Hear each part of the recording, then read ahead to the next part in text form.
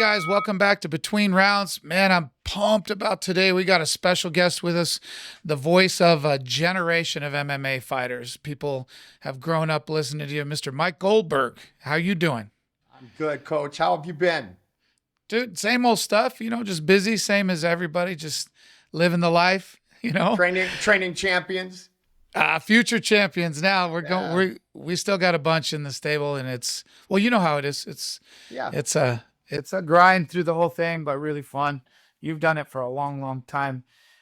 You live in Phoenix. We were just talking about that. Yep. I live in Ahwatukee. I live probably 20 minutes, 30 minutes from you now that our 202 here in Arizona is a big circle. It helps a lot getting to your side of town. So next time, John, we'll do this face to face. We'll do this live.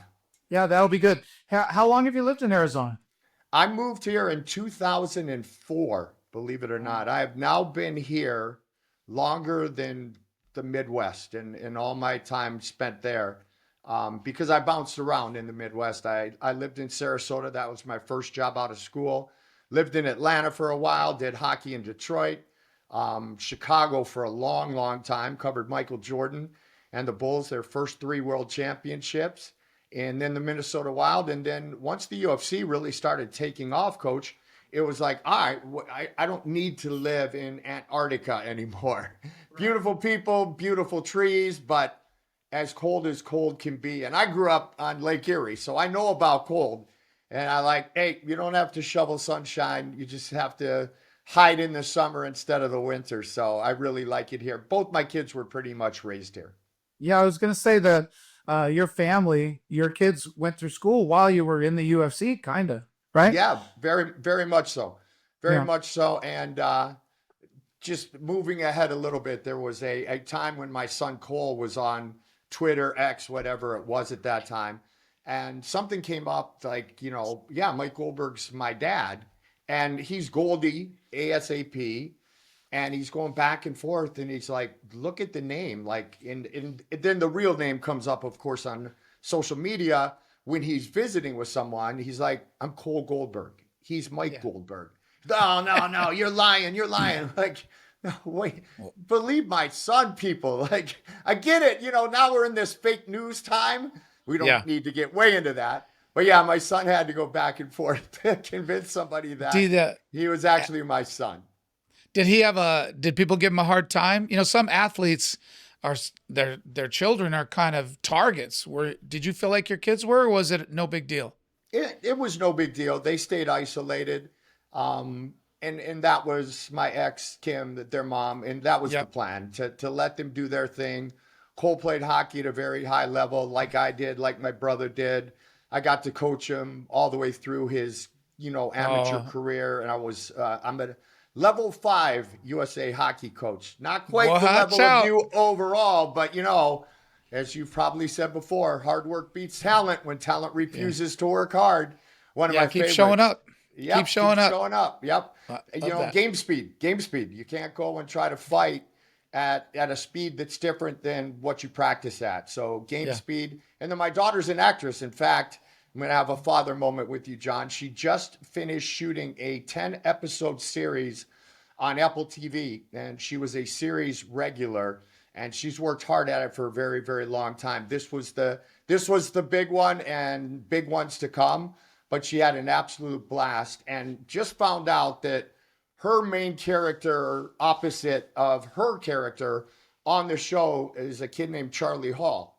Well, his mom is Julia Louise Dreyfus. I was like, what? Elaine? It's Elaine. So, and Kira did say she got to meet her, and she's just the most humble, pleasant human being ever. So, I got more excited about that. No, more excited about Kira having the role, but I was pretty excited to hear that as well. My daughter is a theater. She's a musical theater major at the University of Northern Colorado. Where did Kiara go to school? You know what? She homeschooled her sophomore, junior, and senior year. She was going to LA. And then, John, she moved to LA for a while. Then she moved to New York City at 19 years old. We had a friend there who showed her the way, and then she got her own apartment. I always said between her training at Broadway Workshop and all the different lessons, that she went to Juilliard her own way. So Yeah. she didn't go to an official school like your daughter for journalism or broadcast or obviously theater, acting, singing, but she did it all. She had coaches in every little avenue, every lane of it. And so I've always said, Coach, I've always said, you know what? Kiera was in many lanes and she did Juilliard her own way without Juilliard. And Juilliard can be expensive for us parents, but Yeah. so was rent in New York City and all that Yeah. at the time. So I know she'll take care of Dad at one point. At least I hope so. When she's a big star, you'd be like, baby, don't forget me now. Exactly. Remember that Jeep we leased from Earnhardt? Come on, Kiera. Oh man, congratulations on that. Thank you. I saw the post on it. Yeah. And I laughed because how funny it is that our daughters are in there. But I told my daughter and she checked her out and is all excited to watch her Oh, that's nice. on Tell her Apple thank you. TV now. Yeah, that's great. Yeah. Going to So come out in May. I was going back and just looking at when the tenure was, we've known each other for a long, long time. Long time. You saw, just to tie it into what we do here, you called all of Ben's UFC fights, right? I did. Yes. Yeah. Yep. What do you remember about Benson I as an athlete? And I was in attendance with the Showtime kick before Yep. we get to Benson in the UFC. That was the last ever WEC and the Showtime kick.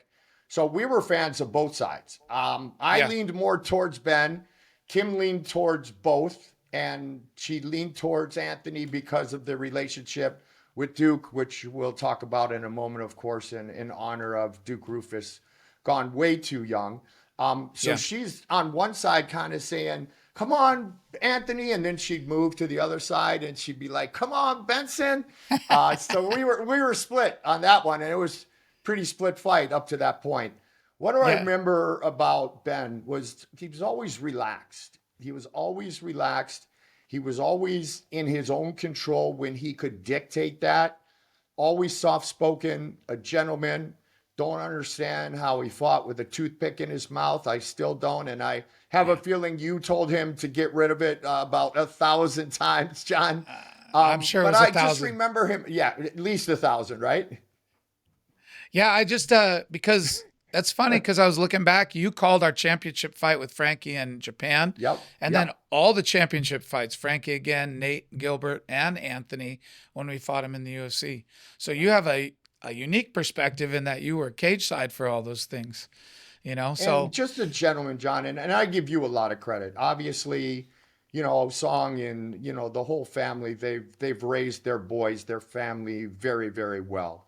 And taught them the things that you preach, that you teach your athletes and you demand of your athletes, the respect, the humbleness, the remembrance every day that it is a martial art that they're working on, regardless of striking or jiu-jitsu, Muay Thai, they're all martial arts. And I really do. We were at the wedding. You obviously married him and Maria. And it's just that gentleman. And I do, John, I credit you for a lot of that because your disposition has always been first class. And that's why I love you, buddy. Well, thanks. I've talked about this a bunch because I think about coaching only every single second of every single day, and how to relate to athletes better and build them up. But I do think that personalities are pulled to each other in magnetic ways. And Yes. Ben has taught me as much about being a man and a coach as I've ever taught him about being a fighter. So I appreciate that. But man, he was a golden one from the beginning, just a good dude and a solid human being. So And tough yeah, as that's they great. come, tough as they come. Oh. And I believe not believe, but I truly understand the statement you just made because you learn from each other. And as Ben matured and got older and he's wise, he's got his life together. And, the kids have the hair, which is awesome. Dude. Between him and Maria, they didn't have a chance anyway. No, their it's pretty shower cool. drains are in trouble. Their shower drains in trouble for the whole lifetime. I love that. Yeah. That plumber on retainers probably got a really nice car. 100%. And those kids are crazy and awesome and loving. And Ben and Maria are awesome people. So Yeah. I love that you were part of that when I was talking about, you're such an iconic part of this thing. I really appreciate you doing it. But when I did that, I thought about the connection with Ben, and that's pretty cool. So let's take you back to your childhood now. You're born in Cincinnati, is that right? That is correct. Houday, How, we're going to get a defense someday, I hope. no, not this year, I don't think. I don't know. So first team since 1966 to score 38 points in 2 straight games, 38 or more, and lose both games. Yeah. 1-4 the last 2 seasons when scoring 38 points or more. But I'm not a diehard Bengals fan at all, John. No, that's not a dubious distinction either. There's no problem with that. No, that and we were at the Jungle for the Jets at the Bengals. My son somehow adopted the New York Jets. So I saw the Bengals win at MetLife, and he actually saw an upset win of the Bengals at the Jungle a couple of weeks ago. So I had to post. You might have seen the post. I had to post. I did see it. Yeah, and one of his Jets pajama shirts and say, "My son's team is better than mine." Hey, both of them are not very good. There's not a high bar to jump over this year. You know what? That said, the division is wide open. And now Joe Burrow's talking about coming back early. Flacco's been amazing. I mean, the points have been there. The defense. But, Joe B might be able to get that kind of little bit of extra spark. And then many are saying, is Burrow coming back to play defense? Or will he come back and play quarterback, and then we'll put Flacco on defense because he might be our best defender. He's pretty slow. I think he might be better with Joe B back there. That's you know fair. what I mean? That's fair. So did you play football as a kid? I know you played hockey. I did. Hockey was my thing from the age of 5. And I did play soccer at a high level. I was a goalkeeper in soccer and was on Team Ohio and almost went to West Point for both hockey and soccer. Got all the way through the process, had the congressional nomination. And my mom, John, said, I had asthma back then. And my mom said, you know what? We're reading about plebes and drill sergeants and everything that naturally comes with it. And I was an athlete, so I was fine with it. But my mom said, somehow you got to tell somebody that you have asthma. And so it was self-reported asthma. And like that, I was disqualified. Oh, that's not in a bad way when you consider it's even less than 1% of men that are looking to be officers and have the honor to go to West Point, especially talking about it on a day like today on Veterans Day. And I was excited. I was excited to do so, but I understood why, they had one guy who was equally as talented as me in every form or fashion, and he didn't have asthma. So, that's the way it works, but it was quite an honor to go through that process. But yeah, hockey. We live, breathe, and still I play men's league at 60 years old. And coach, I'm on a 2-game scoring streak. So I'm probably going to take a couple of games off to make it last longer. I was on my streak for 6 years. How many games you played? 2. Yeah. Exactly. I like that. Exactly. I ended my career. No, I still lace them up. I'll be 61 in a couple of weeks. And I do so now because of my son. Half the kids I coached are on the team. I'm playing against 25-year-olds. I'm not just the oldest. I'm also the slowest. But I can accept that. I was pretty good back in my day. I love that football coach saying that you just said it like, we may be slow, but we're not very smart, Right, exactly. You know what I mean? I don't even, I limp out of the car, so I don't even look good, coming out of the bus, as they used to say. I kind of like, okay, I got to be careful how I carry my hockey bag, John, or I'm going to tear my shoulder again. Is Cole on your team? He is. How cool is that? It's the best. It's the best. Oh, man, that must be wonderful. That's my motivation. Our family number was 16 for Bobby Clark. And when we got into men's league, Cole said, Dad, I'm taking 16. And I was like, that's cool. That's cool because, it's been passed down. So I wear 48 for Tomas Hertl, the Shark Tomas Hertl, when he was in San Jose. He's in Vegas now. And so I wear 48 for Tommy Hertl. Fun must be always. One of his best interviews. And of course, one of my favorite players and a good friend, Joe Thornton, inducted into the Hockey Hall of Fame, and quite an honor for Joe and well-deserved. What was Jumbo Joe's number? 19. I remember him as a Bruin. I know he spent more time other places, but that's where he really sticks out to me. Yeah, you first know? 6 seasons with the Bruins, top pick in 1997. And the cool thing is San Jose had the second pick that year, and it's Patrick Marleau. So then Jumbo gets traded to San Jose, plays there 15 seasons or so. And so the Sharks had not only the number one, but also the number two pick from the 1997 NHL draft on the same team. And they remain very close to this day. How did you get to know him? Was that your Detroit Red Wings days? You know what? It actually is funny. So their broadcaster, their analyst, is a big martial arts guy. So when I was doing everything in hockey, ESPN, Red Wings, Minnesota Wild, he was the one guy at a morning skate. And that's, the morning warm up when you go and you talk to the players. He was the one guy who would talk UFC. He didn't want to talk about what this line's doing, that line's doing. He didn't want to know about my team. I didn't need to know. He would always talk martial arts with me. And it was a Conor McGregor fight. And at the last minute, Drew calls me and he's like, Jumbo and the boys want to come to the fight. And I think it was a day's notice. And he says, and they'll pay for tickets. And it's him, Burns, Pavelski, Couture. And I'm like, okay, well, they make about 78 million combined. So I guess that's all good. But I was able to pull it off. I helped him get tickets. And Joe's one of us, John, and that's the truth. Joe Thornton is someone you would admire. He's got your personality. He's got Benson's personality, and he's the kindest man ever. And he just adopted us at that point. There was an article written when they went to the Cup that has a picture of him with my son Cole many years ago. And that's awesome. We just became really good friends. And then the hockey kicked in.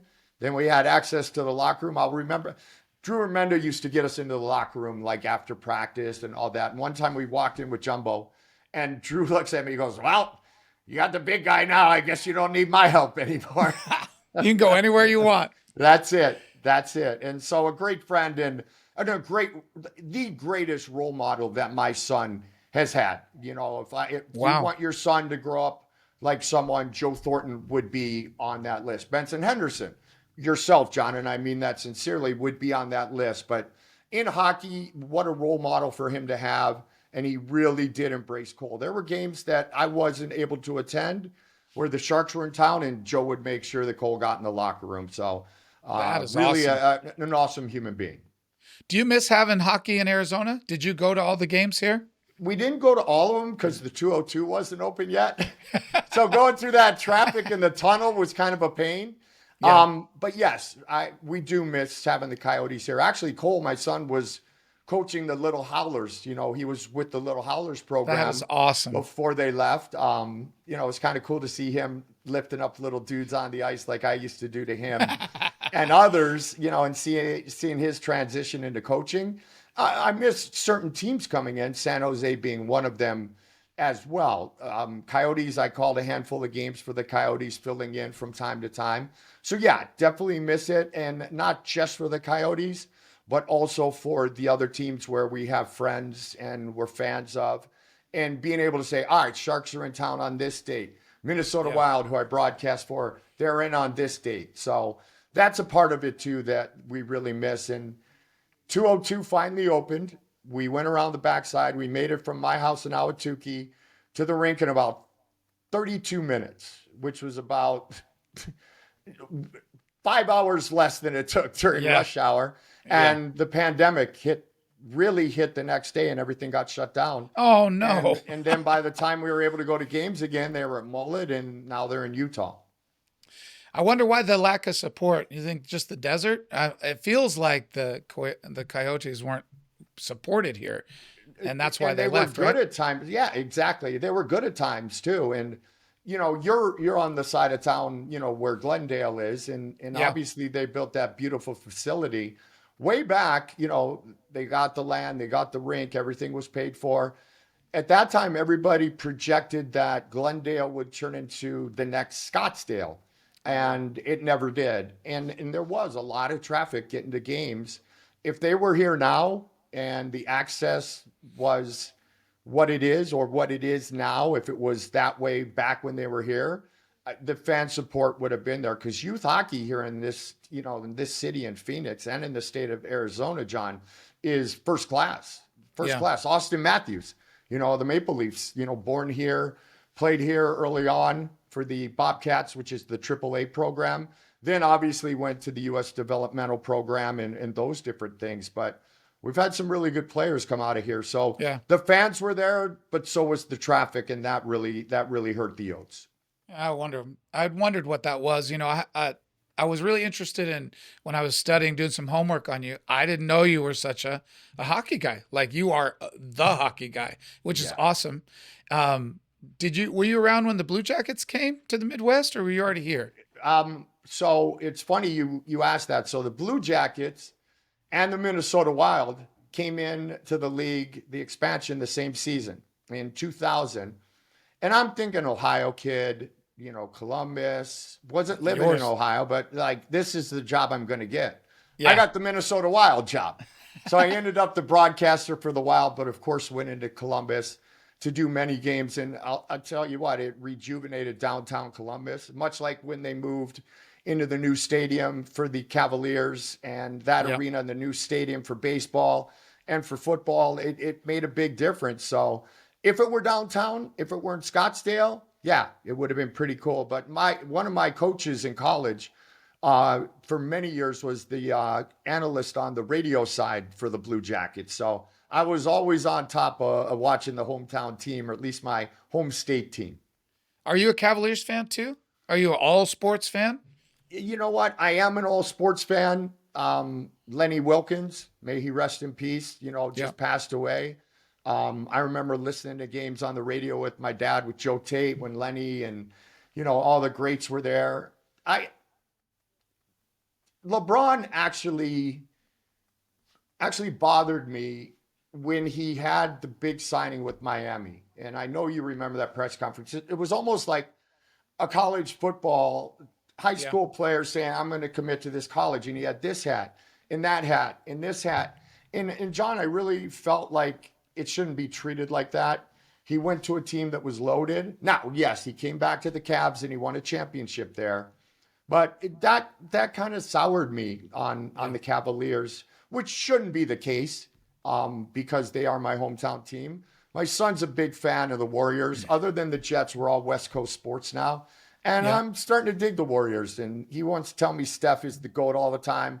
I'm like, no, Michael Jeffrey Jordan is the GOAT. Yeah. So this is funny. We're getting on a plane together, Cole and I. And it's the 73-9 Golden State Warriors, who did not win. Cleveland beat them in the finals that year. The 72-10 Chicago Bulls. And I still have a relationship with Shaquille O'Neal from when I hosted his show years ago on ABC. So I text Shaq and I go, we got a question. He goes, that's easy. Bulls in 5. It was a mic drop. Bulls in 5. I'm like, he's like, well, what does he know, Dad? In a sarcastic way, of course. But yeah, Shaq put that one down very, very quickly. But Steph, the kind of player that Steph is, he in his role, in his lane, he is the best of all time. He's the GOAT there, but the overall GOAT is Michael Jordan. Well, you know, it's so hard to compare generations. You can't really, you know, like Walt Frazier is a pretty damn good player. Bill Russell's a pretty good player. Kareem Abdul-Jabbar. So how do you, I mean, you got to just enjoy them all a little bit. Arguments are fun, but really it's hard to argue. Dr. J back in the day. I mean, great. Yeah, it's unbelievable. And, you know, it's funny because obviously Steph, you know, father played in the NBA, Del Curry. Yeah. Well, Popeye Jones, you know, played in the NBA, played for the Nuggets for a while. But his son, Seth, is a hockey player.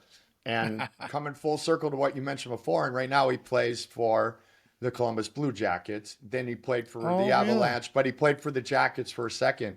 But yeah, Popeye's son, Seth, was a very high pick in the NHL, and he's been in the league for a long time. That's cool that you're such a all sports fan, but you called 900 NHL games. Is that right? I did. Woo! Yeah. That was, you know, if anybody asked me what it is all about, I have the DNA of a hockey player. My coach was on the 1958 Montreal Canadiens Stanley Cup championship team. Knows like the Mississippi River, but, you know, disciplinarian, always tough on me, which you as a coach know you're a little tougher on the ones who you see the promise for. So he was tough on me, but I learned so much. And My DNA is that of a hockey player and that of a locker room. And that really led to a very smooth transition into my time in mixed martial arts because it's a microcosm of the hockey mentality. You go hard, you fight hard, you might have a little to say here and there, but afterwards you shake hands, you hug, and you give respect, which is, like handshakes after a playoff series in hockey. But I could always relate to the fighters. Benson was one that made it really easy, but all of them, I could always relate because of my hockey DNA. Yeah. Well, I feel like hard work is the undercurrent of anybody that's good. Doesn't matter what you think of them. Connor's one. I didn't really like Connor's talk. But if you listen to Connor talk early, it was all his teammates, it was all his coaches, and he was in that gym 24/7. So he earned that success. He earned the right to talk. And so your success obviously came from hard work. How did you get out of hockey, though? It seems like I was going to ask you about this for announcers. It seems like Harry Carey. He was there for a lifetime, right? For literally his lifetime. How does Garcia Parra? Oh, he was great. Even when he wasn't talking very well, he was awesome to listen to. He gave a personality and a color. Announcers do that. They kind of get adopted for lifetimes. How did you manage, or did you decide not to? You wanted to do something else? So hockey is how I got in to the UFC. I was doing hockey on ESPN, and one of my hockey producers was Bruce Connell. Brucey, may he rest in peace. But Brucey, he said, Goldie, I got a gig for you. It's in Japan. You got to take a jiu-jitsu class. John, I have to admit, I never got to the jiu-jitsu class. I have done my Muay Thai, but I like, okay, heavy, sweaty guy laying on me, not a wrestler, not working here. But I did like the gig. I did like going to Japan, Shin-Yokohama, Japan. It was when Randy Couture beat Maurice Smith to win the heavyweight championship, and Frank Shamrock made his UFC debut and armbarred Kevin Jackson in about 16 seconds. And Kevin was an Olympian, an Olympic gold medalist out of Michigan State. So it was a memorable show in Shin-Yokohama. But what happened is, I still did hockey for a while. I did hockey till 2003. But that 82 game commitment to a team just wasn't possible anymore because we were growing exponentially at the UFC, and there were so many events I couldn't commit to the 82 games anymore. So it was a job transition. But if somebody called me and said, hey, we want you to call a game, 10 games, 20 games, 200 games, I would be at the rink in about 10 minutes. Yeah, that's one of the questions I had for you, because what was it about the UFC that made you go, you know what, I want to do this instead of hockey? Not but this is new thing. A new thing, yeah. It was a new thing, to be honest with you. That's exactly what it was. It was a new thing, John, and it was different. It was something I was unfamiliar with. SEG ownership back then. 2 men will enter the Octagon, only one will leave. Those good old days. And Tank Abbott on his bio, and you know about bios because your fighters always have to do them for our research, and it helps me to represent them properly. Under miscellaneous, Tank would always say 245 and 5 record in street fights. And I want to know who the 5 people were who beat him. Yeah. And stay away from them, whoever they are. Yeah, exactly. There. Yeah, exactly. Check the years on those guys. But yeah, it was new. We never, Brucey included, we never thought it would be what it is today, what it was during my time and in my journey, which I know you agree, those are the golden years, and those years will never be matched, because we were teaching the world a new sport. And we had the lineup that dictated it. I've got, Anderson behind me right now, my favorite fighter. Don't tell Ben. No, Anderson, my favorite fighter of all time. My wife's Brazilian. She's a Silva. So I always say, you know what? I asked Anderson Silva to marry me. He said no. I asked Vanderlei Silva to marry me. He said no. I asked Thiago Silva to marry me.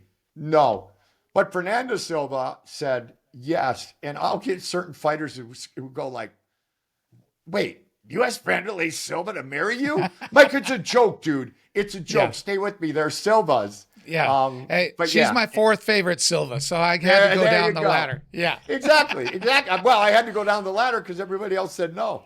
Well, Anderson is number one on that list. I mean, you started at the right spot. I did. For I sure. did. I remember his first fight against the Crippler, against Chris Lieben. Yeah, that was. I mean, people knew about him. He'd fought in Hawaii. He won that tournament. Well, he got DQ'd out of that tournament in Hawaii, the Rumble at the Rock. He threw an illegal up kick or something.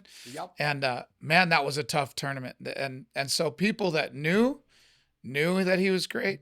Right. But people that hadn't been watching mixed martial arts, which was a lot of people back then, were kind of shocked. His Lieben was this zombie.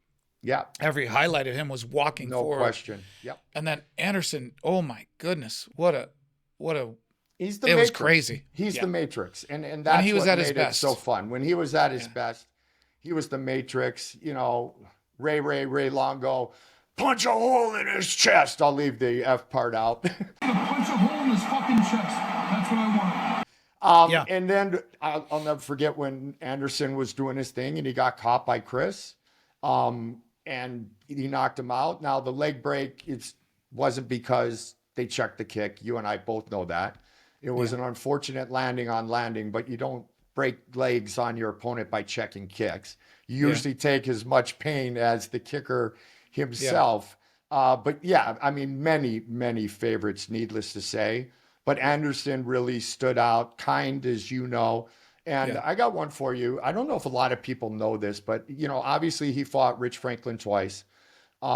Cincinnati boys, so one of my very good friends. Yes. So in Cincinnati, Rich came out to Welcome to the Jungle. He always had pink and black, but for that one, he wore orange and black for the Bengals. And Anderson beat him up again with the knees.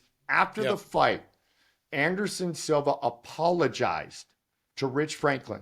I'm so sorry. I'm so sorry. I did not want to do this in front of, you know, he apologized because it was in Rich's hometown. That's what you want in a human being. He did his thing, and of course, Rich is like, it's a fight. Like, there's no apology needed. But I would have done it to you if I could. Yeah, exactly. And I go to Curativa and do it to you if I need to, Anderson. But just the fact that he knew that it was in Rich's hometown and it didn't go Rich's way, and it was pretty nasty, both of them, with the knees in the clinch. It's just such a cool thing to know, a small story about Anderson Silva, the human being. Yeah, that is cool. I was there that night. That was my second UFC ever. Really? And I cornered Alvin Robinson against Rich's jiu-jitsu coach, George Gurgel. Georgie Gurgel. I love that man. I love that man. You know, George is such a character as well. Still has a hugely successful jiu-jitsu academy in Cincinnati. I love George. I love George and his wife. His wife is a police officer. Went to Miami of Ohio, where I went to school. Nice. But, you know, you hear all these backstories on different fighters, you know, growing up tough. Everybody from Novo União growing up in the favelas. And, you know, it was a way out for a lot of Brazilians. And George from Fortaleza, and, you know, his parents were highly educated. They actually made a good living. And I said to him one time, I'm like, bro, this story is ridiculous. Like, you know, you have your BMW and he earned it through fighting. But he's like, Goldie, do you just want me to lie and say that I was in a favela as well? Like, I didn't pick everything, but it was really funny. And George is awesome and still a very close friend and will be forever. Yeah, he was part of that. Boy, the crowd was not for us in Cincinnati, by the way. Yeah. All of George's students were there. It was a really cool atmosphere. I dug it. And they were super enthusiastic for George. For sure. And it was very special for me, you know, calling a fight in my hometown. Yeah, that's awesome. Yeah. I remember, I mean, that was my second one. So it's a long time ago. So when you go to the UFC and you get there, do you know what to expect? Like, you go to the Japan show. Here I am. And then you're on there with legends. You're Couture, Vitor Sakuraba, Shamrock. Everybody. I mean, goodness gracious, like a whole Hall of Fame lineup. Did you feel a little overwhelmed, or were you like, yeah, I'm in. This is good? You know what? I was early on. I've always been a good storyteller, and my prep is second to none, or at least tied for first with many. I'm a prep freak. And it's just like you putting a fighter through training camp. If you do everything to the highest level possible, then you have butterflies, but you're not nervous on fight Right. night because you're not faking it. And that's how I've always been in my broadcast career is I study, which is one of the reasons that the fighters respect me so much because I would do my homework on them. Early on, it was a little bit more storytelling when I was with Jeff Blatnick, may he rest in peace. It's so sad, John. We say that so often now and too many going too young. And then as I picked it up a little bit, it was actually right after 9/11. We were out in Vegas, Bruce and I, Bruce Connell, my producer. You know, if anybody's a UFC fan, Tonight Show, produced by Bruce Connell, directed by Anthony Pasquale Giordano. Brucey and I were there, and Dana sent us downstairs to do a little boxing. And he said, if you're here, go do it, see what it's like. And I enjoyed it. And then I got into Muay Thai. Crew Mark Delagrati was a big factor in my Muay Thai. Crew Jason Bress here in Phoenix. I did it, John, to learn the basics. I did it so that I could see things like that little hip turn and, the spins coming, the tap, the different things in Muay Thai. It didn't make me an expert. Joe was still the expert, but I could set him up in a more intelligent fashion with the Muay Thai, and teep, foot jab, all those things. Right. And I loved training Muay Thai. And now that my back got injected this morning, maybe I can go and kick some pads again. You're feeling like you can jump back in there. Absolutely. So that was a big key. But then when it got to jiu-jitsu, obviously that's your baby as well. Joe's the man. He's a black belt and he's one of the smartest human beings in the history of life. So when, striking checkers, it's more than that, and then kinetic chess on the ground, I kind of shut up and let Joe take that over. Well, I heard you talk about staying in your lane and doing what you're great at. Yeah. Like if I go to a show, I can hold pads, but if I'm next to my guy and he's great at it, why am I going to hold pads? Right. If somebody's there to tape hands and it's Rob Monroe, I'm not going to jump in and tape hands there, So, hey, anyway, staying in your lane is great advice because you're the storyteller. You don't need to be trying to figure out what the omoplata mechanics look like on the ground. Exactly. And then you don't step on each other when you're doing the thing. I thought that was really, I think that way, but hearing you say it was really like, oh, okay, yeah, I get that. So I thought you talk about storytelling, which I'm interested in. Is that a skill that you develop or is that something you're born with? Probably a little of both.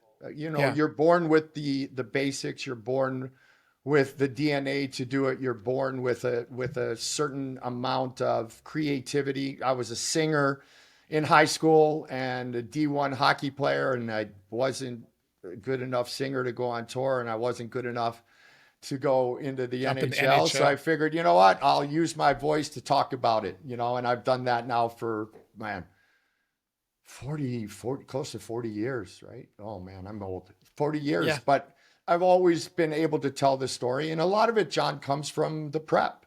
A lot of it comes from the prep. And I want to tell the stories because when you watch a fight, you want to have a white hat and a black hat. Now, it's not always that way, but more so you want to have a reason to watch the fight more than just the fight. You want to have an affiliation with one of the two fighters walking into the octagon or any combat surface. And so when I'm able to tell those stories, especially during the walk-ins, it built up a chemistry with the fans for the fighters, that they knew the background, that we had a shot of, Benson's mom and, the different things that we did. And, Frankie's parents were always there. The Guidas were always there. So many, great storylines, coming from a family of plumbers in New Jersey for Frankie Edgar, the high school math teacher, Rich Franklin. But that gets people invested in the fighters. And so that's where it was really important. So it grew and it developed, but it's a two-way street. It's as much for the fighters as it is for the fans. And I've always said, what I do for a living is the F&F. I do it for the fighters and I do it for the fans. I love that. You talked about, so the information, I think you're completely right. If you understand you have all these things at your fingertips. Right. Now it's just putting them together. You mentioned that Bill Clement was really important to that. How did he help you with that? Just watching him as an example, or? Well, yes, for sure. He and Gary Thorne are still my favorite combo on network hockey. Billy C was a flyer. And I still think Billy's as good as any analyst and maybe the best ever in my heart. When I went to ESPN, my partner was Brian Engblom on a regular basis. And Brian has, done games in Tampa now for 20 years. Brian Engblom was young on some of those Montreal Stanley Cup teams, not all the way back to my coach in 1958. But I got to work some games with Billy, and I made it very clear that he was my hero. And Coach, he brought me to his home in Philadelphia. He brought over his voice coach. He brought over every asset that he had, including himself, but the other pieces of the puzzle. And he worked with me, and he helped me to understand the game, helped me to understand that the first goal can't be, he scores, because where are you going to go on the second goal? Where are you going to go on the third goal? And he was a great mentor, and he really took a huge interest in me and helping me become, who I am today, humbly, but to broadcast on the highest level for so many years.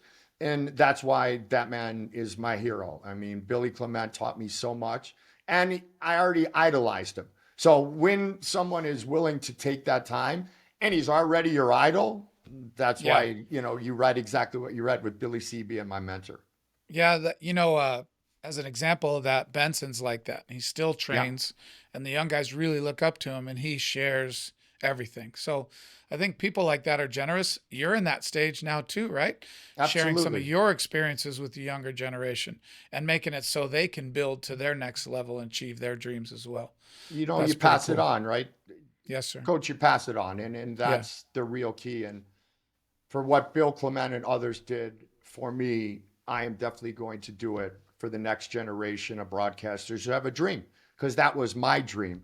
But and much like I'm sure that you coach, if I see things on their tape or I hear things that aren't at the level they should be, I always preface it. I say, here's the deal. I'm happy to mentor you. I'm happy to be fully invested, but I am not going to blow sunshine up you.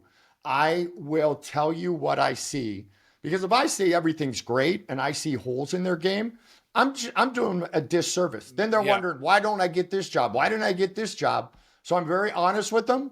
And the ones who, are true upcoming professionals, much like many fighters that come in, it's more important really a lot of times to point out what's missing, but then you still have to give that hug when they do something right. And that's the way I coach too. It's the push and pull. But the guys that have made it that I've been able to have a chance to mentor, I mean, that warms my heart as much as anything I've ever achieved, because it's passing it on, because I wouldn't be where I am if many didn't pass it on to me. Oh, that's wonderful. Hey, I know you've talked about this a bunch, but your catchphrases, you have a few. I wanted to ask you about it. Like, what is it?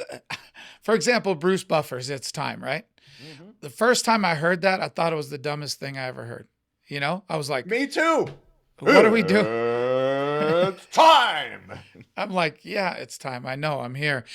But now it's an icon of the UFC. Funny. I know I'm here. That was good, John. Very good. Right? So what do you think about you're here. Catchphrases? Catchphrases, none of them ever prefabricated. None of them. You try to make things entertaining. You try to come up with certain things. And I will tell you, one of my catchphrases was a cousin of the way that Gary Thorne would sell a big game. And I actually used it in 2003 when Andrew Brunette scored in overtime for the Wild, ended up upsetting the Colorado Avalanche. It was the last goal ever scored against Patrick Waugh. And I'm like, geez. He scores. And that was a Thorny thing. And so he always had that like staple on it.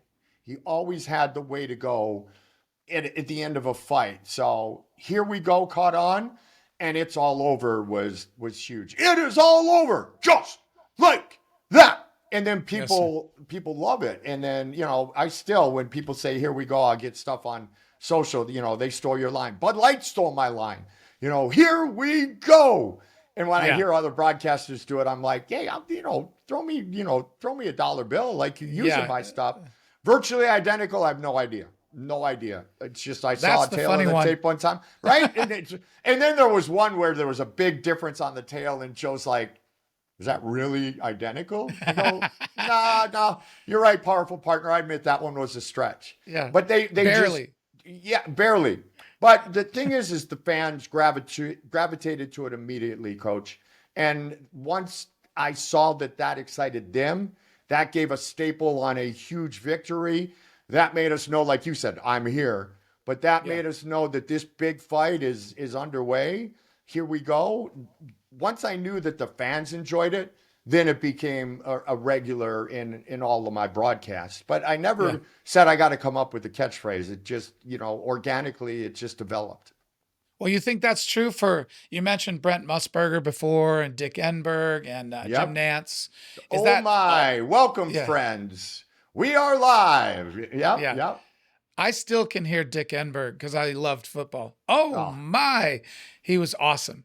And my favorite because, at that time they were the AFC guys, and me being a Bengals fan, I spent a lot more time watching Enberg and Olsen than I did Summerall and Madden. Now, Summerall and Madden legends as well. But again, being an AFC guy, I watched him, and Dick Enberg was as good as anybody. And, it's like, oh my. And it just was subtle, but it was magnified. And it's like Keith Jackson. Oh, Nelly.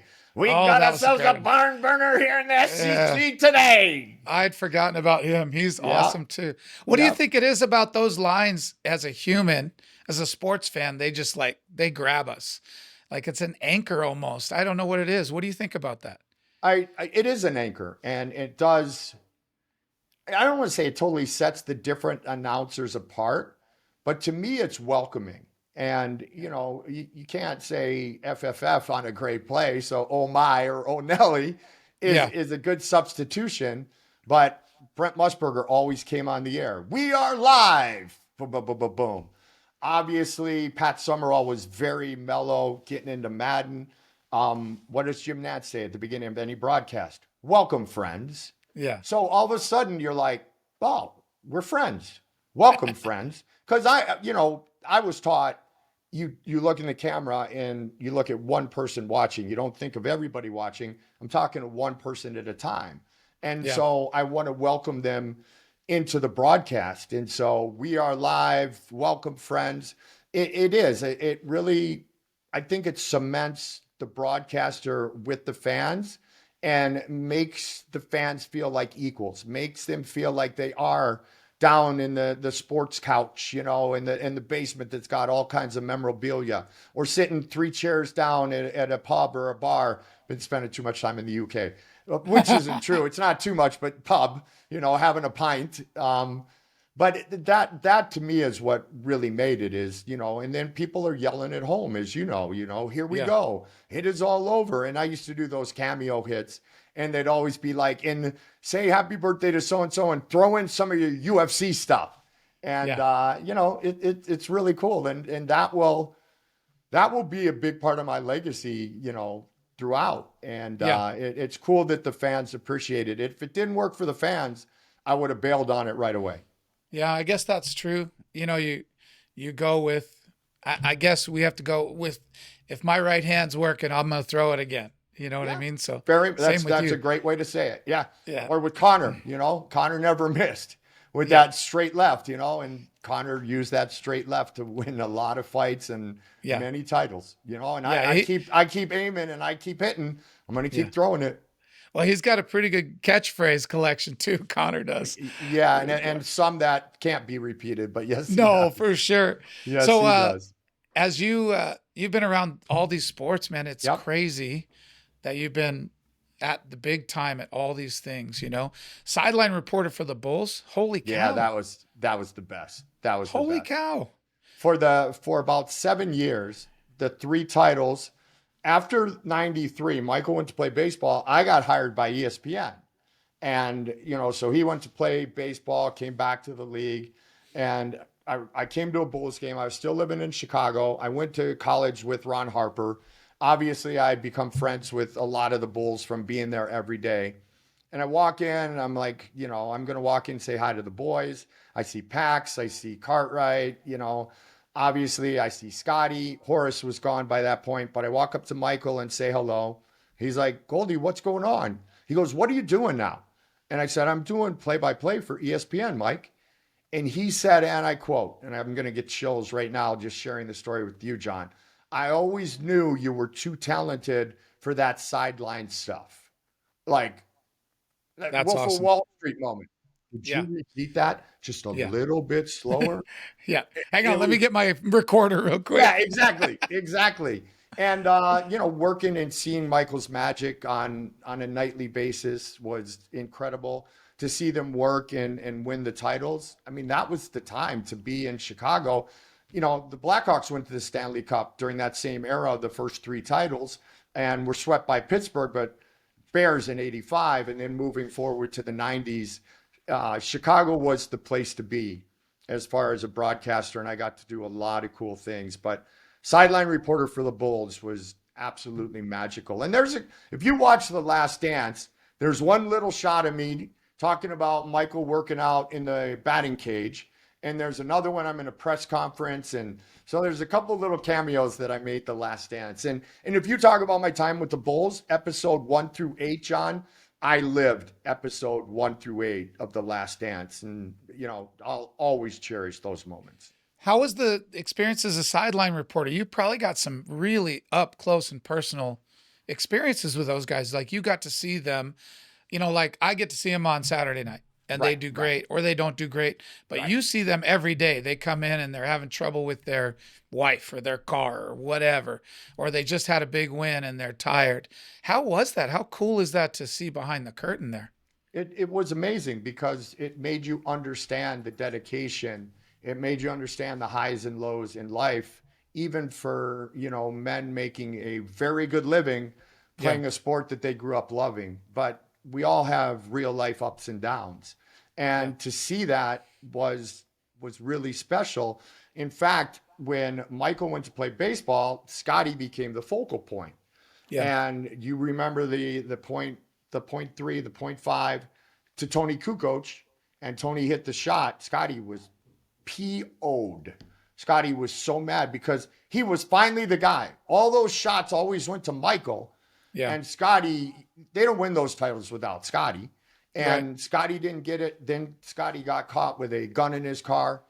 And they actually, Sports Channel sent me out to Scottie's house because we were the carrier, and I did a one-on-one with Scottie. And a lot of it was to allow Scottie to open up about this and that and to own his mistakes, to explain the point 6 with Kukoc, and talk about, you always want to be Michael until Michael's gone, and now everybody post-game is coming to you with a microphone, where they used to be on Michael. So that part of it was really cool. And we always had kind of a joke with John Paxson because I never really wanted to bother Michael because I respected the distance. So I'd go to Pax, good Ohio kid as well.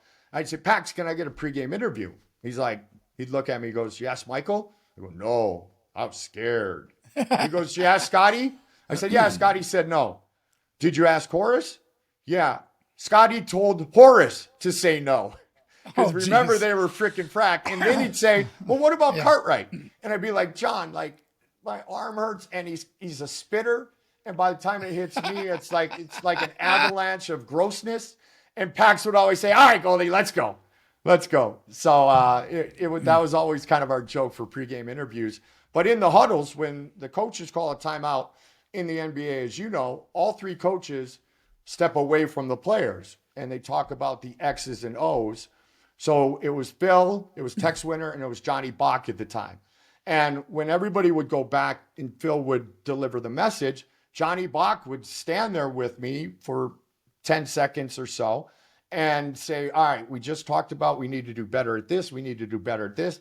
We need to do better at this. Coming out of break, hey, welcome back to Chicago Stadium. Just talked to Bulls assistant Johnny Bach. They want to run more of the offense through Scottie tonight. You know, Michael's getting done.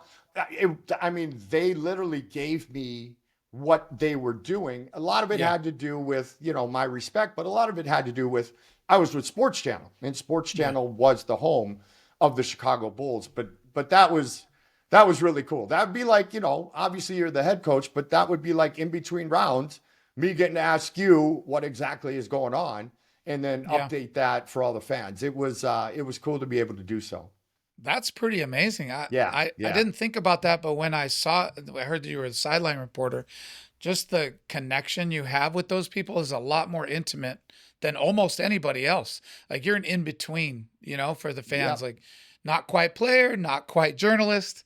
You're in between to help us interpret that. And that must have been so amazing with that legendary team. Unbelievable. If you remember when Michael, I was there for all those great Knicks series when Starks jammed over Michael. Ewing never missed from that shot. And we were down, and Michael went to Atlantic City with his father. It's a famous story. Went and gambled, did whatever. That was his way to relax. And he came back, and everybody was all over him. Bulls were down in the series. Charles Barkley had just been named the MVP. And there was a big, like back in that day, you couldn't just get everybody there with the technology. If you didn't get close enough to you with the mic, you weren't getting the interview. So I waited and I waited and I waited. And John, I don't even know what my first question was. It didn't matter. It didn't matter because Michael that day gave me a precious, precious gift. He was transparent and he just opened up. And it was really due to the years of respect and allowing him to have his distance and not pestering him, if you will, quote unquote, for interviews every pregame. He just let it all out. And, you know, they went on to beat the Knicks and then to win a world championship. But the answers were a thank you. And again, I didn't really have to say anything. Michael just... That's awesome. He went there, and I mean, my boss is at Sports Channel. I left there eventually, but I could have had a lifetime contract after that interview. Yeah, I bet you they were in the studio like cheering. Yeah. They're like, what? What? Oh, what? Goldie, how'd you get that? You know, I'm really tight with Michael, and, you know. No, it really was. It was gratitude towards me, and he gave me an interview that was really the most transparent interview of any of the ones he did that day. And it was a time when a lot of people were getting on Michael about, you know, leaving and being down in the series. I don't know if he didn't play well in a game or two, because I just remember him playing great. But yeah, you're down in the series, you're in New York, and you go to Atlantic City with your father, you know, to gamble and then come back and play. And so a lot of people, you know, when you want to take a shot at somebody, when he gives you that little opening, you take a shot at him. Yeah. And everybody was doing that. And Michael just gave me a memorable 3 minutes, 4 minute interview where, again, I have no idea what questions I asked. But on that day, Coach, it didn't matter what I was going to ask. He already was well into giving me that gift. Oh, that's amazing. It makes me think about Phil Jackson and how he was able to balance that. Like Michael going to Atlantic City, he's like, yeah, it's going to be great. How do you, what a strange and wonderful leader he was. And it's funny you say that, him being a deadhead, because yeah, he was strange and wonderful. And you know, Phil was a unique and always will be a unique character. Phil knew his basketball, of course. Obviously, Tex Winter had the triangle offense, but what Phil had was the ability to let players be who they were, to know when to push, to know when to pull. And same thing you saw in The Last Dance when Rodman disappeared. And Phil said, hey, let him go do his thing. Dennis came back, re-energized, and played great. But, you know, it was that zen. It was the zen that Phil was the greatest at. I mean, he even got Shaq and Kobe to like each other for a week or so. You know, they won titles together. But it really was. And Doug Collins is a great coach, a great man. But Doug was so fiery that, you know, it almost was too much. It went over the top in a lot of ways. And that's no criticism of Doug. Phil was an assistant coach, but it was just the calmness that Phil brought and the understanding of players need to get away from it sometimes. And again, they always teach you as a coach, and you do this, you know, you got to push, but you can't just push or you lose them. And you can't always hug them and just, pull, because then you're not coaching them the way they should be coached.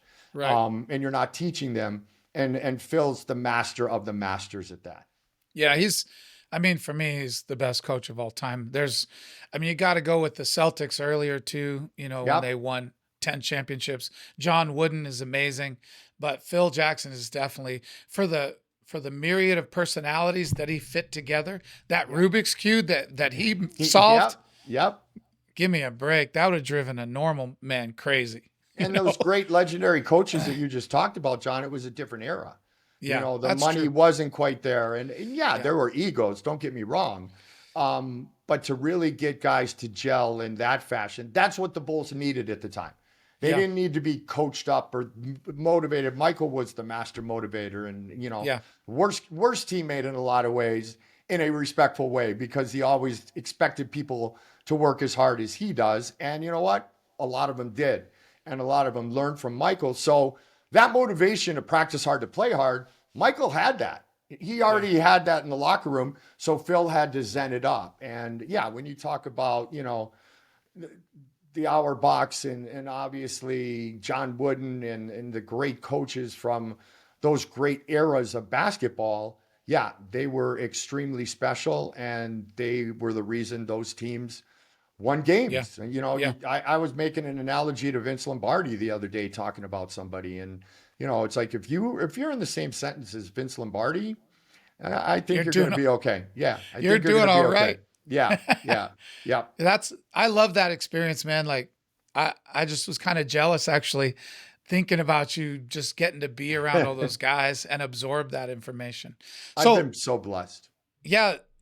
But hard work meets opportunity. There's your lucky right there, Yep. So I love hearing how hard you worked at it, how diligent you were at your craft, but still a little jealous that I didn't get to stand on the sideline with the Bulls. Hey, you know what? If we would have known each other that day, I would have had you right next to me, John. I would have had you right next to me. And it was those experiences, and that all was pre-UFC. Yeah. UFC, I started in 97. I mean, the Bulls was prior to that. Then the ESPN, then Bruce Beck, who, of course, you would remember Bruce. Bruce got a full-time job at the NBC affiliate in New York, so he could no longer freelance. Well, I had kind of the same role at Sports Channel Chicago and at ESPN that Bruce had in New York at MSG. And that's when Brucey said, Goldie, I got a gig for you. Yeah. And the rest is history. And to this day, with BKB and our growth, which is amazing now that David Tatro is our CEO, and everything he brought to Golden Boy for over 2 decades, he's pushing our organization in that same way. And it's interesting, John, and you'll appreciate this. When I'd met him before, but when he was officially in and we were speaking together very casually at a hotel in Denver before a show, he said, Goldie, I want to do things UFC way. I want to do things Golden Boy way. And you know what that means. Yeah. And I need your help. And I've done it in a more pull than push, because you don't want to all of a sudden be that guy. But that was music to my ears, John. It's like somebody coming into your training center and saying, we're going to do it John Crouch's way. We're going to do it like Benson has done it all these years, and all the other great fighters that you've had and still have. For him to say, Goldie, I know you've been there at the highest level. I need you to help bring us to the highest level. I mean, you don't get many bigger compliments or humbled much more than I was when David Tatro said that to me. Well, that's good leadership, because you want teammates. We're all pushing together. That's right. You're not doing it for me. We're doing this. Let me slide in there next to you in the mud, and I'm going to push too. I was going to ask if the BYB thing has vibes of the early UFC days. Was it waiting for a good leader? Was it the leadership of this guy, do you think? Yeah, to a certain degree. BYB is, some know the real story. BYB, and we've now changed to BKB, but BYB is Backyard Brawl. Backyard Brawl. A lot of people don't know that Dada 5000 and Kimbo Slice are cousins. May Kimbo rest in peace. So what Dada did back in the day in the projects is, there's a lot of violence, a lot of guns, a lot of killings. And so Dada would see it would never be you and I, but let's just, for example, say you and I didn't like Right. each other and we both lived that life and one of us was going to get the first shot off. And so Dada put a triangle with rope in his backyard in the common area in Miami, in the projects where he lived. And he said, John, Mike, no gloves. Dada was the ref. Go at it. Get it out of your system. And then you can be friends and you can have some respect. And we're going to save lives this way. So that was the original concept. And then the Trigon is still our staple. But the Trigon was all about what Dada 5000 did back in the day. Mike Vasquez, our owner, is one of the kindest, most genuine and caring and generous human beings ever. And so we have grown over time. And a couple of years ago, we purchased BKB in the UK. We purchased the biggest organization in the UK. And then it's funny you talk about the growth and seeing something. BYB no longer made sense, John, because it's not a backyard brawl. It's not a tough man contest. It's bare knuckle boxing. And so we've adapted that as part of our journey, part of our growth, part of our evolution. And it's really starting to kick in, kick in. And it's been incredible. A lot of crossover, a lot of athletes that I'm sure you coached against. Ike Villanueva is, fighting in the title eliminator coming up. I mean, Rashad Coulter, Cody East. I could go on down the list. In fact, we had a show in upstate New York, and it was Team Adrenaline, under Sean Tompkins, again, my buddy, up in heaven with the other great coaches. But Sammy Stout and Mark Hominick came down to watch the fight to support their teammate because it was only 90 minutes away because you're right on the border there. And Sammy sat in, called a couple of fights with me. Oh, that's awesome. And he's so good. He's so good. And he's still so good looking. Man, it's like, man, dude, can you age just one? It is irritating. Can you age just a little bit, Sammy? I hate that. I saw the picture of you with them and I love those guys, and Sean Tompkins and the bond they all had was, even if we're competing against them, something I really respected and admired, that they all loved each other so much. And it was Jesse Ronson who fought. And of course you would know that name. Yep. And you had to really be a true Team Adrenaline guy and earn your mark with Sean Tompkins to get that tattoo on the leg. And there's only a few that have it. Sam has it. Mark has it. Jesse Ronson in the fighter interviews showed us, because not everybody else when in the fighter interviews knew the whole backstory with Team Adrenaline and Sean and everything. And he points at his shin and he said, you know what? I put in a lot of years and a lot of sweat and a lot of tears to get this. And I honor Sean every single day by being blessed to have this tattoo on my leg, because it's crazy. It's crazy how much it means. And why we're on that subject. And you're so much like him, and this is a compliment, needless to say, but we had a show the morning that Duke had passed. And I was like, there's no way. There's absolutely no way. And it was a couple of weeks after Tom Gerbasi, the great journalist and the head writer for the UFC, my researcher for over 2 decades, had passed, and Ricky Hatton. But for Duke, it was shocking. It's so sad. He was such a good person, kind to everybody. The Pettis brothers are the Pettis brothers because they grew up under the guidance of, a world-class and a world champion kickboxer in Duke Rufus. And I did the 30-second, rollout and giving him his props. And I got to be honest on this one, we pre-taped it because I broke down. Doing it. It felt a lot. Obviously, the family appreciated it. Tom Gerbasi's mother and wife appreciated it. But you really get close to people in this business, yourself and myself included. And it's just heartbreaking. It's absolutely heartbreaking. And to this day, there's many others, but to this day, there's not a day I don't think about Anthony Rumble Johnson, because he was AJ outside of fighting and he was Rumble inside, which means he really was a big teddy bear until he went through that cage door. And then you did not want to get him mad. You didn't want him to touch you with that right hand, I'll tell you that. Oh, man. Yep. I talk to Henry Hooft quite often. He's one of my favorites. And how close he was with Rumble. and see him post old pictures and stuff really tears at your heartstrings, but it also makes you love the celebration of it. Like, we only have this time. You feel sad like that because you did something special together, So No I would say question.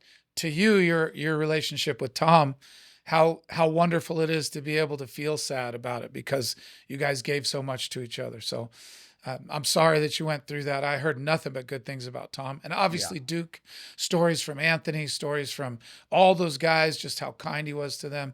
He'll be very missed, but what a great legacy to leave behind. And Anthony will probably be the leader of that. And that's pretty good hands to be in. And Sure obviously is. Coach Cush and there's others that, much like you said earlier, John, and I wanted to compliment you on it. When you talked about lanes and you talked about you've got a striking coach, the best head coaches in any sport are the ones whose ego is in check and they allow the other coaches to do their thing and they allow the other coaches to get part of the spotlight.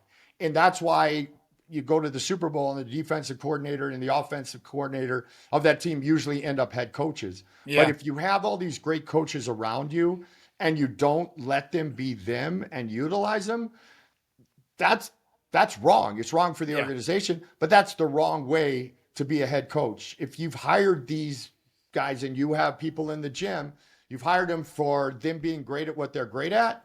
You let them be great at what they're great at. And, Greg Jackson, Mike Winklejohn are a great example of a team who, standing, now we're on the ground. And yeah, is Yep. there a mixture? Of course there is. But, Wink's the striking coach. Greg is the wizard. Much like yourself, jiu-jitsu, not even 101, jiu-jitsu 1007. But the dynamic there is I know you would agree why that Yeah. gym has been so successful. Yeah. I mean, it's silly not to take one brain is good. 10 brains are better. 100 brains are better than that. If you can take all that information Yep. and distill it and be able to apply it effectively, I think that's what makes a good leader or head coach or whatever. So For sure. I Yeah. want to pose one to you real quickly. And we could talk forever and I'm enjoying it tremendously. What do you think about bare knuckle boxing? What is, as a longtime mixed martial artist, as a combat sports coach, as a young kid who grew up in martial arts, what is your take on bare knuckle boxing? I'm not crazy about it because it's way different than MMA and it's way different than fighting. I grew up in NHB, right? When the Yep. UFC started, I stopped watching the UFC when they made rules because I was a Hoist Interesting. Gracie guy. Yep. Hoist gave all my belts. I helped him train for his fights in Pride. And I love that the idea was you defend yourself against whatever they bring, whatever size they are. So I enjoyed all the aspects. I didn't want to stand there and throw knuckles at each other. Right. The last thing I want is for Mike Perry to hit me in the damn face, Even with, MMA gloves on. Yeah. And he's great. Like for Mike, it's been great. But for Yes. most people, it's a one and done or two and done. So that's the only thing I don't think that's not something you go into at 21 and finish at 35. Correct. That's my only thing. I'd see people doing it at 35. If you're somebody famous, you made it. Robbie Lawler wants to go do it, make a ton of money. God bless, but the damage is real and it's swift and violent. So in that aspect, it is a spectacle. But for me, the development of it, I'm not going to have a chance to develop long-term athletes. It's going to be a one and done or a two and done. And you're going to carry the damage of that for a long, long time. And I like that perspective. And obviously, coming from you, I respect it. MMA took a bullet, quote unquote, for bare knuckle boxing because we didn't see blood like that. The boxing gloves were designed to protect the hands, not the opponent's head. Thus, and we used to talk all the time about MMA being much safer than boxing because if you do get hit, you're done. And that, so while it is bloody because you got the skin on skin, no different than taking a slicing elbow, but there's more visible damage. I think that MMA helped to make it a little less less of a annoyance, less of something that More people palatable. can't watch. Yeah, Yeah. thank you. More palatable. And the athletes are now becoming athletes, John. And Yeah. I mean, Roberto Duran's son, fights in our bare knuckle organization. We've got these great boxers. Paulie Malignaggi just came back and won in the UK. So I would agree with you. When I started in bare knuckle and BKB, it was pretty raw and it was glorified tough man, much like you talked about. Now the skill level is really there. And, you can also make the argument that it's safer than MMA because, again, you get hit less because of the cuts. The visible damage, Cody East, back in Albuquerque, against Dylan Rush was gross. I mean, it was gross, but they went the distance. Yeah. But hopefully you'll be able to take it in a little bit more. I totally agree with what you're saying. I hope that we are evolving from that because what you just said is very accurate.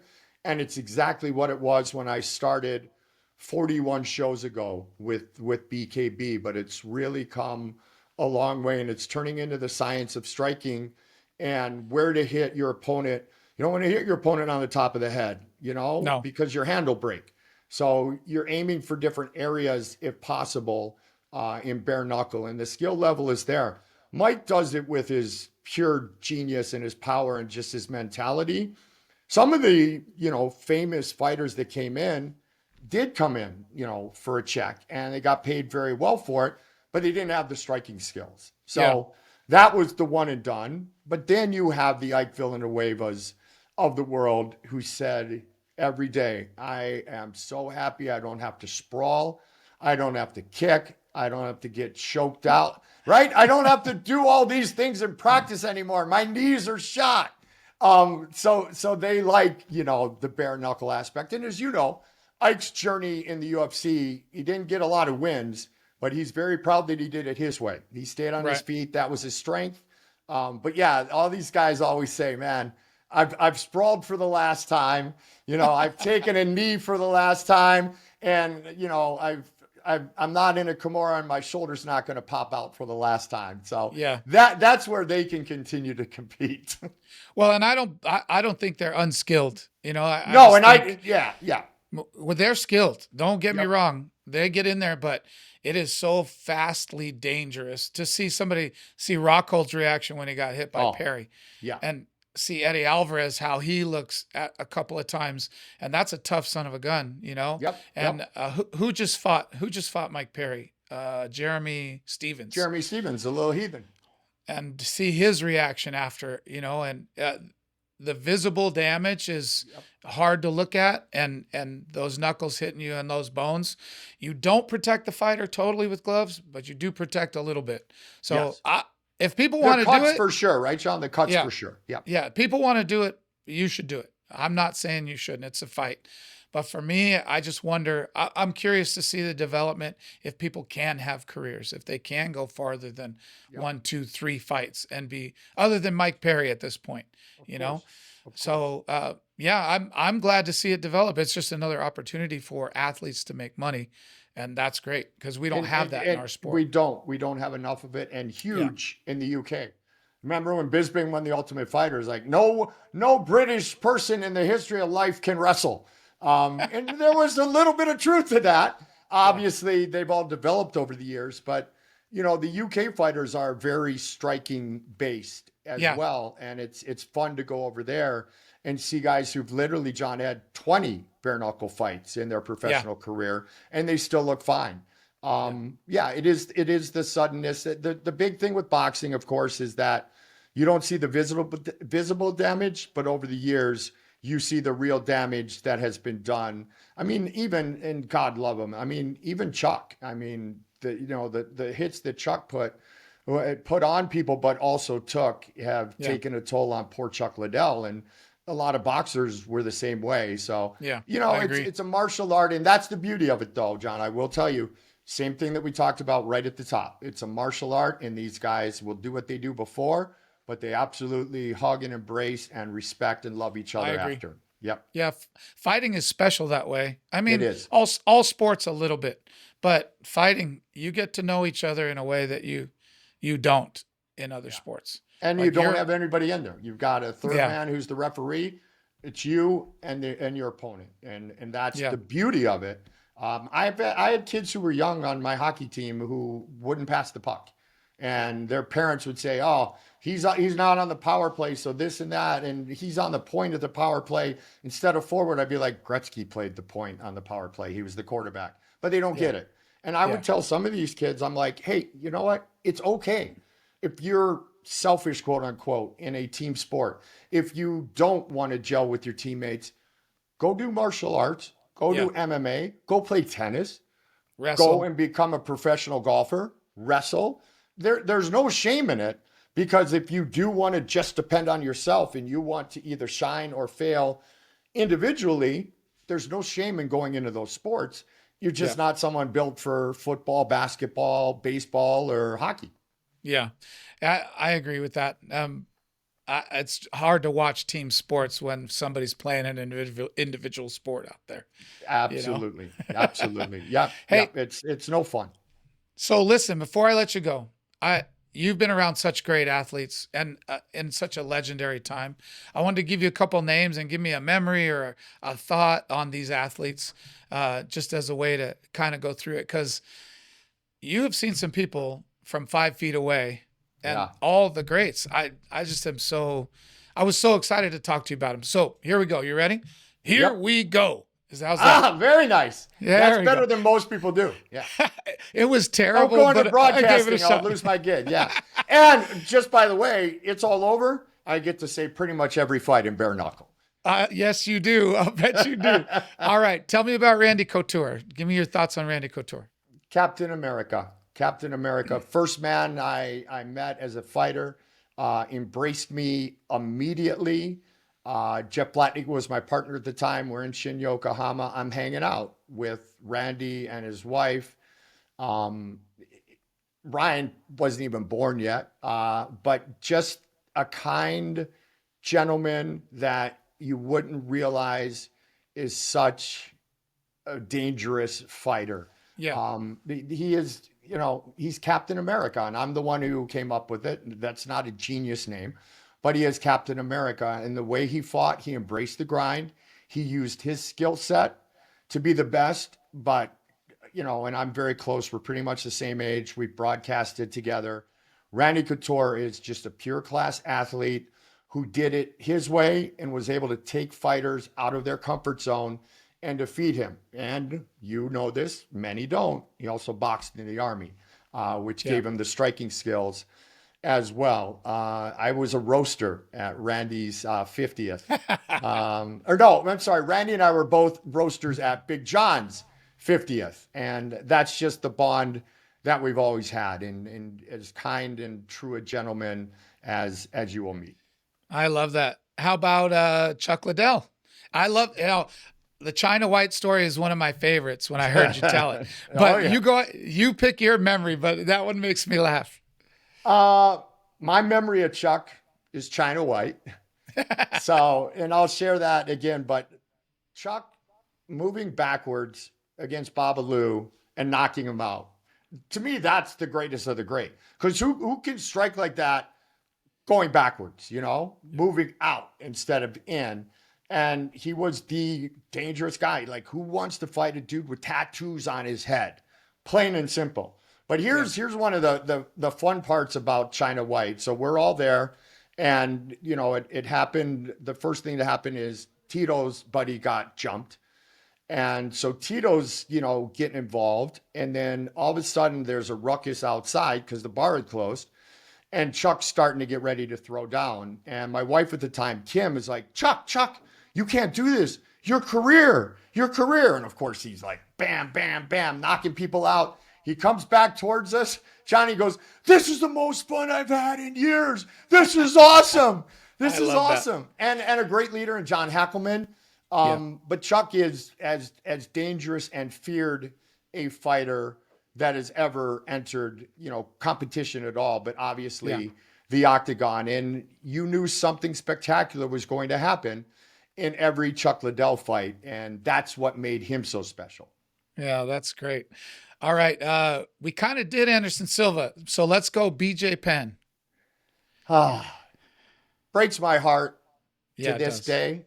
BJ is a brother. BJ is as true a friend as I've ever had. We became very close very quickly. I was the only one who called him Baby J on the air.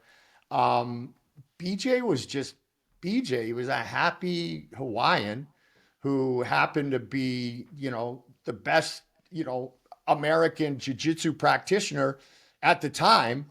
And just fun to watch, licking the blood off his gloves, like, from one to the other, just Yeah. scrap is the Hawaiian part of him. But BJ and I would always, always talk, and we would always hang out. And when BJ prepared, as you well know, he was hard to beat. It was when BJ was preparing properly, it was like all these great golfers, Yeah. trying to win a major, but Tiger Woods is out there. Yeah. 155 was like that for a long time before Frankie upset him. And then, Frankie took over a little bit, but BJ Penn, just a wonderful man. I remember going into his locker room before the third Frankie Edgar fight. And it was a Saturday, Sunday, so I was there as a fan. And I was talking to Jason Perillo. I was talking to JD, BJ's brother. And I Yeah. said, how's BJ? And Perillo looked at me and he goes, he did it his way, meaning training no. camp. Yeah, exactly. You know what, John, you like myself, you know exactly what that means. And I'm like, oh. And that's when he came out like old school, bare knuckle style, like the pub pictures you see in the UK. But just a great gentleman. His entire family, beautiful people. They're Yeah. out there selling just scrap merchandise. Just a kind Hawaiian who you never want to scrap with. And again, to see what's happened to him, and a lot of that is the kind of damage we alluded to before. But to Yeah. see the BJ of today is absolutely heartbreaking for many and very heartbreaking for me. But as an athlete, as a fighter, as a friend, amazing. That's awesome. How about GSP? Talk to me about GSP. I tell you this, the first time I fight the Matt Hughes, it was my hero. And I wanted to hit him, but he was my hero. And I did not know, and I was not impressed with the performance. But the second time I fight the Matt Hughes, I hit him and I hit him and I hit him because he's just a man. He is just a man. Love GSP. Love So GSP. funny. So funny. So gracious. You would never know how great he is. Many of the ones we're talking about right now, because he would never tell you. And I would put him in that same matrix, obviously, as I would put Anderson Silva. Now, Yeah. when GSP got the big contracts in Canada, like the $1 million Gatorade contract, we did see a change in GSP's fighting style because there was so much pressure to win and not to lose because of the sponsorships. Yeah. And after Matt Serra caught him in what could still be considered the greatest upset in MMA and UFC history. Yeah. Ever. Yeah. Ever, coming off the Ultimate Fighter, and they get a second chance. He did fight in a different style, but he was still as lovable. But when he came out, he was Jean-Claude Van Damme Jr. And I always, always enjoyed being around George. And still to this day, he's a gentleman. And I'm very, very close with Patrick Cote. So I was able to spend a lot of time with all those guys when I was up in Montreal. And George, to me, is a lot like Anderson in his humbleness, but also in the show that he could put on. Yeah. He was so quiet, but so good. So Yeah, good. so All right. good. Last one, your last fight you called in the UFC, Ronda Rousey against Amanda, right? Yep. So give me your impressions of Ronda. Like, you got to see her whole arc, right? Call all those fights. What about Ronda Rousey? To me, she was a sweetheart. She was always a sweetheart. And she was extremely talented. The drive, the passion, the work ethic all came from her mom, professor, of judo. And Ronda did her thing. And, I'm glad you mentioned Ronda, because go back to Melbourne when she fought Holly Holm. First of all, that fight was moved up 3 months because Robbie Lawler was supposed to be in a title fight then, and Robbie got hurt. So Ronda was back to back to back, but she was finishing opponents pretty quickly. So it was all good. And she also was at the peak of her popularity as well. So you got the movies, you have the endorsements, you have the commercials. You got to do them all. You got to make your money. But at the beginning of that fight, I said, it takes a lot of energy to be a rock star. And Rogan was all over me, like, I don't know what that means. Like, I don't know what you're saying. But my point is that she didn't say no to all of the popularity she had, to the commercials, to this and that. And the fight was moved up 3 months. And I remember Joe made a comment as she doesn't look quite as ripped as she generally does. Holly Holm's best line going into that fight, Ronda has never been hit hard enough to know that she's in a fight. And Holly hit her, and Ronda, instead of hands up, chin down, it was chin up, hands down. She got angry, and that gave Holly the opening. But a pioneer. I mean, and an Olympic judoka who came back with a medal and about $5,000, she said, and lived in her car. But the work ethic was the real thing that people had to understand about Ronda. Yeah, there was some gifted talent, but she started judo when she was young. And her mom, was a professor of it. Her mom was the first American world champion, if I recall. And then Ronda was the first American to medal in judo in the Olympic Games. And that's crazy. And I wasn't surprised with the outcome against Amanda, because Holly times two. Amanda is a dangerous striker, and look at what she has become. But Ronda, the loss took a lot out of Ronda, because when you feel unbeatable and that's what you're driven by and you get defeated, it's hard to get that mental state back. And some of her training went, you're the coach, we don't have to get into it, but some of her training went away from what she was best at, because she was also athletic enough to do other things, but that wasn't the best game plan against most. But a true pioneer. I remember I called her first fight, women will never fight in the UFC, and Liz Carmouche took her back, and she had it wrapped. And I'm thinking, what, this story is going to end right here, right now. Rear naked choke, Liz Carmouche, and now look at Liz today, like multiple world championships. But and I know you remember too, going, oh, this epic story that is to be told about rowdy Ronda Rousey might be told about vicious Liz Carmouche. And she went on from there. But I always enjoyed Ronda. It was an honor, even though it was a defeat, but it was an honor to have that as my last fight card.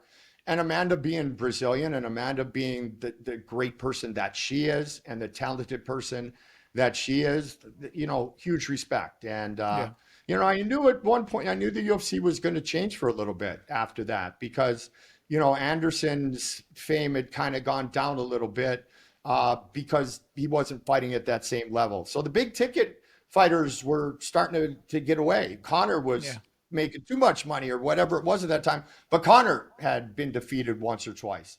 So at that time, you had Conor making big bucks for everybody, Ronda making big bucks for everybody, and the UFC had to recover from that, because obviously Ronda never fought again. Is there any moments that stick out just to end this out? Is there like, hey, this was it for me, that really, really sticks in your mind? I know you have such a huge body of work. It's almost an unfair question to ask, but if somebody puts you to the fire, what do you think? Is there something that just moment, a fight, a person that sticks out to you? So we have a 3-hour conference call before we go to Abu Dhabi. We got a 12-page memo from Tom Page, who was in charge of security back then for the UFC. We're at the hotel and sitting with Sean Tompkins. Sean's had a couple of cocktails. We're told, don't do anything. Don't hold your wife's hand. Don't do anything. And if you get put in jail here, you'll never get out. Next thing I know, Sean's in a fight. Oh, and I'm no. like, oh, yeah. But Sean. Like, oh, no, but duh, right? And I'm going, oh, my goodness. What? Like, we're going to get thrown in jail and never be seen again with Sean. So that was one of the true personalities of it all. There's so many great fights, so many great venues. I mean, 80,000 in the Sky Dome. Poor Mark Hominick having a kid 3 days after his fight with Jose Aldo, when he had, 3 foreheads and that hematoma. And I'm just thinking as a dad, much like you, like, oh, okay, he's going to have pictures with his newborn, looking like that. Like it. So I felt bad with him for the pictures, John. I felt really bad. But the one that really got me, and our reaction picture, Joe and my reaction picture that they got is still my favorite picture. It was UFC 199. Muhammad Ali had just passed. His son-in-law, Kevin Casey, was on the card. Michael Bisping took the fight on short notice. I had an insider who knew Luke very well saying he's kind of riding, no pun intended, but yes, pun intended. He's riding the wave right now. He's feeling that. When Michael Bisping knocked out Luke Rockhold, that was a magical moment, and nothing against Luke, needless to say. But that was one that I still get chills, that I will never, ever forget. And when you look at fighters who came in and got title shots 4 or 5 fights in, Michael was 20 fights in the UFC, John, when he finally got a title shot and he took advantage of it. But the best was Jason Perillo. Remember Jason doing that after? Yeah. And it was a magical moment and unexpected. I think is the real key to what everybody was thinking is Luke was so dominant at the time and Michael got the knockout. And it was a very special night too, with losing the GOAT in Muhammad Ali and all the emotions that went with that. So it was a fitting ending to UFC 199. Wow. Those are awesome. Well, listen, man, I thank you for spending the time, Thank you. Doing a little bit of research on you. I read about you thinking research was important. I better have my act together for this one. But just all the stuff that you've been through, being a world-class athlete, a college Division I athlete, your background in hockey, your background in basketball, just a lifelong sports fan, hearing you talk intelligently with detail on all of these things, you are a national treasure, my brother. Thank you so much, John. I really appreciate you taking the time to do it with us today. Oh, it's an absolute pleasure. You know how much I respect you and I love you as a brother and I love everything that you're about. You're a class act who's always been a class act and you won't allow fighters to be any other way or they're kicked out of the lab immediately. And you teach all these kids and they don't have to fight professionally, John. You just give so much to young men and women in teaching them how to really be prepared to be great adults and to be great human beings. And, hey, Benson's the man and Benson's a world champion, but it's everybody that has come in touch with John Crouch who leaves a better person. And I mean that sincerely. And that's why when you hit me up, like, would you do it? I'm like, are you kidding me? Come on, coach. Of course I would do it. So just huge respect for you. And a last real quick one, we're talking about moments. Brian Stan said, when I first started, love that guy. When I first started MMA, I still had sand in my ears. He wasn't wrong. Decorated Marine. I still had sand in my ears. I'm like, so that became Captain America as well after Randy. But I've always said about Brian Stan, he is the man you want your daughter to marry, but you never want your son to fight. Well, we can't do any better than that. Let's send it off. Michael, you're the man. I'll talk to you soon, my brother. Thanks, guys. This interview, this great podcast is all over. Just shoot that. Bring the band in.